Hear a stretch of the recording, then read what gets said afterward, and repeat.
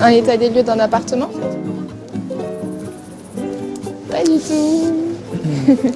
C'est toujours une période de stress, hein, le fait de rendre un appartement, le fait d'espérer ne pas se faire avoir sur la caution. Il faut absolument tout regarder et ne pas se dire non, ça c'est débile de le dire non. Il faut tout regarder et dire non, il y a un trou là.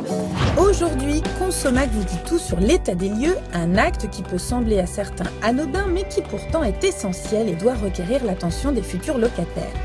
Toute location, qu'elle soit vide ou meublée, nécessite de faire un état des lieux à l'entrée et à la sortie au moment de la remise des clés. Il est donc obligatoire.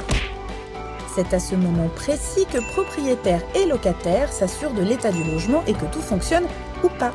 C'est pourquoi il n'est pas question de le faire à la légère.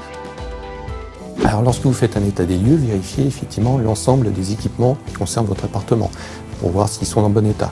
Par exemple, n'hésitez pas à allumer le chauffage, à ouvrir les robinets ou à tirer la chasse d'eau afin de vérifier que tout fonctionne bien.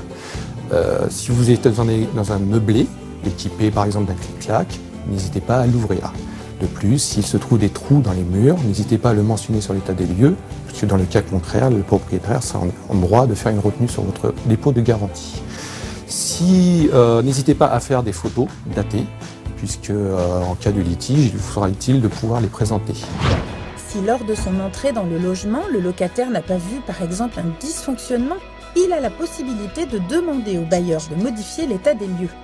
Cela doit se faire sous 10 jours. Et s'il arrive en plein été et donc sans moyen de vérifier que tout fonctionne côté chauffage, eh bien il a la possibilité de signaler l'éventuel dysfonctionnement le premier mois de la période de chauffe. D'une manière générale, si vous n'êtes pas d'accord avec un état des lieux entrant, vous êtes en droit de ne pas le signer. Dans tous les cas, effectivement, conservez bien cet état des lieux entrant qui pourra servir en cas de litige.